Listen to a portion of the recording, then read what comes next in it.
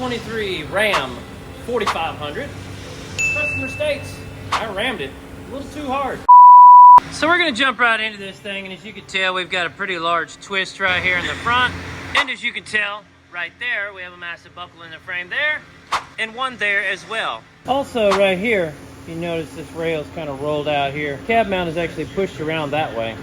Now yes, this truck has a 6.7 Cummins in it. You know what they say, 6 in a row, ready to tow. So this truck was hit right here really hard, obviously, because it shoved that rail back and actually buckled the frame down. You know, them Rams and them weak frames back there. Now the customer went ahead and removed the cab and everything. We didn't do none of that and brought it over to us so that way we can work on this thing. Now I don't normally work on trucks on the frame rack that I can't move around, right? So if I put it on there and disable it, I'll adjust it and then I'll have to put it back together so I can move it around. Now this thing got rammed harder than that lady did back in the 70s in Dallas. Anyway, so one of the things that we're gonna do first, we're gonna try and roll this rail in. This is designed to roll the rail in. And yes, I have a hand jack down here. It kind of sucks because it's too low to the ground to get a cylinder in there right now. So this thing actually grabs the rail right there, okay? And then it rolls it over, just like that. All right, so as the pressure gets built up here, I'm gonna step away over here with this long pipe. Now it's not because I can't push on the jack, because I don't wanna be right there if that thing slips out. You gotta move by.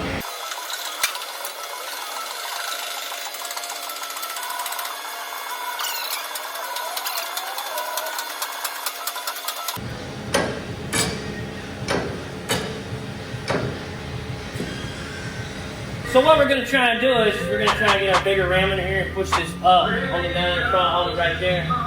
Push this up, get the sag out of here, and bring that front down actually. So try that. Don't know if that's going to be it.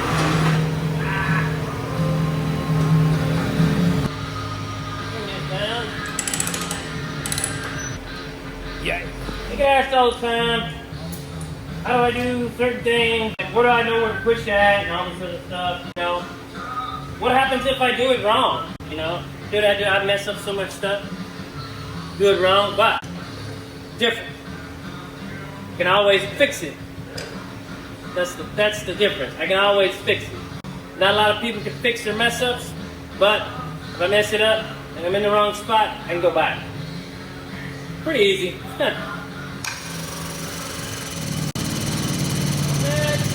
Well, this shall we?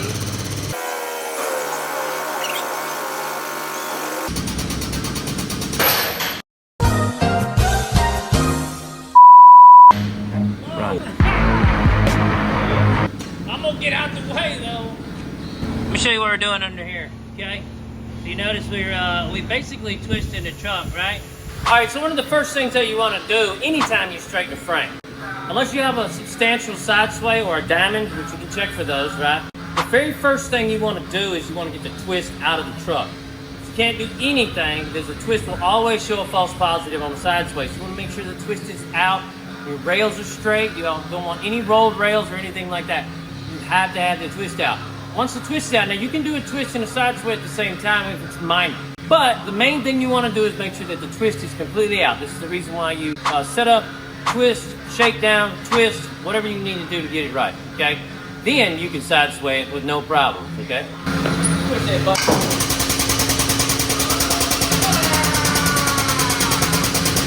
I get a lot of questions about these buckles right here. Buckle is part of the frame rail. Once this is smooth again, the frame rail is re-strengthened. Not as good as it was when it was brand new. I know, but it's better than being buckled, I'll tell you that. Check that out, bending with bending, baby. Ooh, she's moving. Ha ha ha.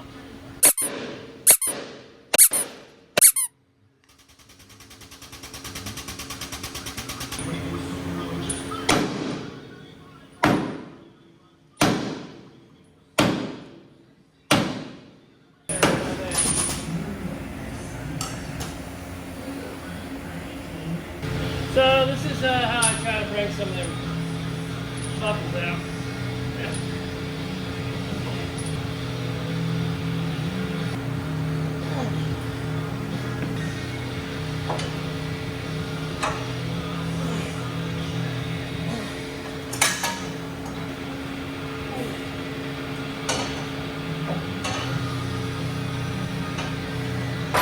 One cool thing about a tabletop machine, got all these cool holes in it. You can do that, just like that. You can change straight down on these bad boys, you know what I'm saying?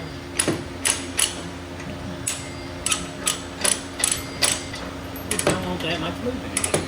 You pull it down a little bit, right? Just like that. Why would I do that? Because to be honest, this and those two bolts are probably stronger than anything on this frame. Even the cross members. Yeah, I said it. Ram, you suck. Alright, so we got most of the sag out of this rail, and the sag out of the other rail over there, and the buckles too. We're showing a twist in the front down to back there, so we're gonna go ahead and twist. Let's twist the ram, shall we?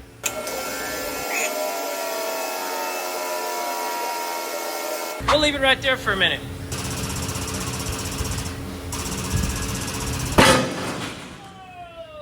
I knew that was gonna happen.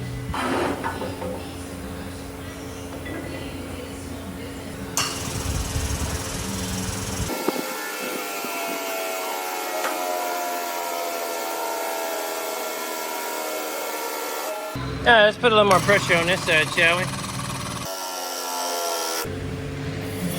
Now let's see where we're at. Moment of truth. Take that.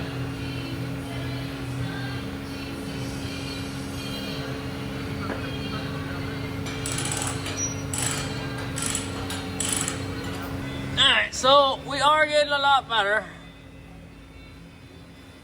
Still need to go a little bit more on a twist. I had a few comments on here asking questions about how I knew what the frame was supposed to look like measurement-wise and everything else. There are some indicators that you can go by to verify whether or not the frame is in the right place, such as where your control arms go to your axle. So center of here on your axle to center of the same spot on the other side should be the same as center here to center there on the frame. So when you measure across, you know the distance here is correct. Now, one of the things about these tube frames right here is you can always find a spot where it's either pushed in or pushed out, because what will happen is you'll wind up a little bit of a bulge or a little bit of a concaved area. Now, these measurements here are set pretty good. So the cross member here on the bottom of the rail is going to give you the same as it is on the top. There's cab mount to ground distance. Now, there are dimensions, you know, from cab mount to cab mount that have to be correct on both sides in all the positions, from there to there, from there to there, there to there, and so on and so on. You can always check all those cab mount positions to make sure everything's in the right location. And of course the gauges will help you as well, whether or not it's straight or not. And the thing is, you have to move these around. They can't stay stationary. You have to check it there, you have to check it there. You got to move this one up here. Now you have to make sure that you're in the same spot. So gauge placement and moving these gauges around up and down this frame to make sure everything is in line with itself is one way to do it. Let's go, Bob. As you can see here on our gauges, you see how far we've come. We've come quite a ways, okay? So, we need to come up some more here. We need to go down some more there. Our twist, though, is further back now, okay? So, we got that out. We got that out, right? So what we're gonna do is we're actually gonna come behind the spring here, back here in the back, right here, and we're gonna push up right here, and we're gonna twist it all the way, long twist, front to back. Here we go. All right, so this is a 25-ton cylinder, actually, and it is adjustable, right, on our base. Really cool base, got holes right here. We can adjust the height of the cylinder so we can reduce the stroke length on the cylinder itself. I don't know if that's a good thing, but I don't ever want to reduce the stroke in anything, right? One thing that you'll probably never hear as a man, you need to reduce the stroke.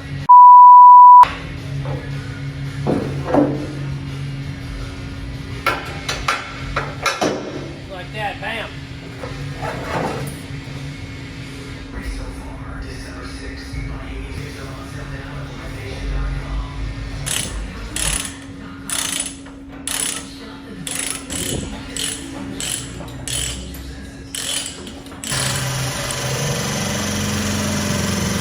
Hey, look, the purse.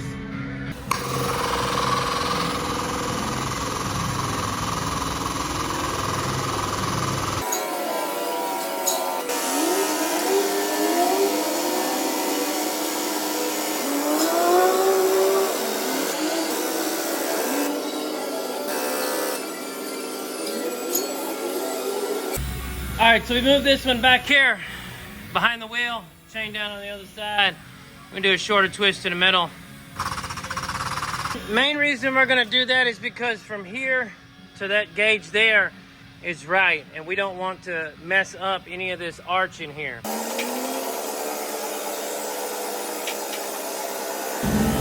Alright, so we had to take the bolts out of our bed here. I didn't even think about it earlier. We got them out. So one of the main things we're doing is we moved everything back so that way we could twist it closer to where the center of the truck is, because we started to push a little bit of a lean into the truck. We don't want to do that. Okay? This side pretty high right here, and we got the back pushed over the other direction. Right in here is where the twist is, okay? So we're trying to use as much leverage from the back to the front to twist it right in here. Go up just a little bit higher.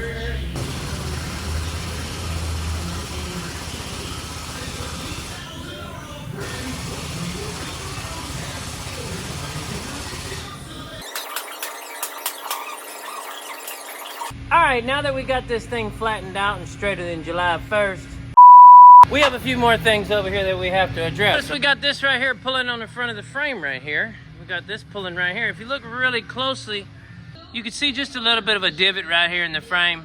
A little spot, it's kind of a dent right here. As you can see, I don't know if you can see it right, there you go. If you notice here, you can see right here, we got a little bit of a divot right here in the frame, little dent. Looking over the top, this needs to come out just a little bit and that dent will pop out. But from there to there is 52 inches, and from here to there is 52 inches. So we know the back of our cab will sit right on these mounts. On this right side, from this cab mount to that cab mount is a ½ inch difference than it is from that cab mount to this cab mount. And a ½ inch is a lot. If you don't believe me, ask my old lady. So when the impact happened right here, it actually pushed this rail back some. It actually buckled up right here, causing it to shorten the distance between here and there. So we're gonna pull it out.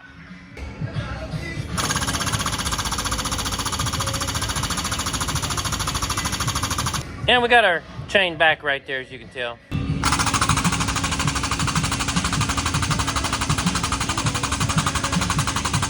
So we need to be at 52.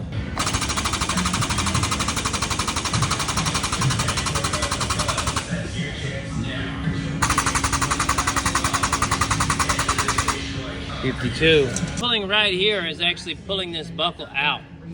As you can see, it's pulling out. We got that out. See how this is coming out right here? Just every time you hit it, it just comes out a little bit more. All right, so now that everything is off, gotta come over here. We're gonna hook it, hook and pull. 52 inches. You can pull, we're gonna be about 52 inches on the top side. Or we go center to center here, we'll go center to center. 52 inches, look at there. All right, so down our center line, as you can tell, we're dead center on our center line. And looking at the top of our gauges here, you can tell that we are pretty darn straight right here all the way down. All right, so if you saw it in the beginning, this is what it looks like now. She doesn't look too bad, actually. We'll call her good here. We got our buckles going over here on both sides. Then do a little ironing over there, a little sanding, a little paint will be all right. I wonder if we can knock this pin out, see how far it goes. I didn't make it. That was lame.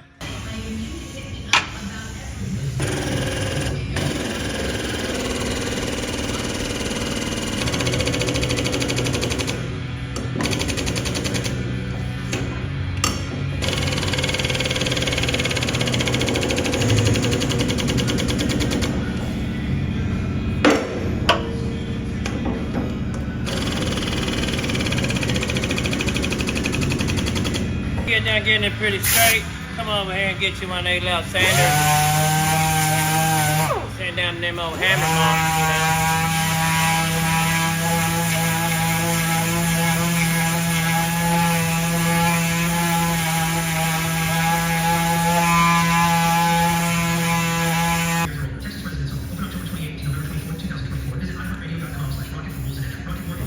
know. All right, so she's all done. What do you think? Got her all cleaned up back there. Got our frame rails all nice and straightened out right there. Buckles are gone. Some fresh paint on there. We got our distance right between all 6 of our cab mounts. All right, so what do y'all think? Anyway, so this Ram's done. I appreciate everybody watching and everything. Also, I appreciate everybody who's been checking out my merch store, bendingwithbendon at Etsy.com. These Ram 4500, 5500s, they're really kind of too small for what I work with on this machine, so it's really hard to get in here and maneuver this stuff around, but it can be done. One of the main things about these trucks is you have to really pay attention, because sometimes when you start to move, they move really fast, you know, so you got to really pay attention. But anyway, on to the next one. Keep twisting. Now I got to get this thing off the frame rack. If you guys want to catch one of these other videos, you know, the YouTube algorithm knows exactly what you want to watch, and it's probably one of my videos.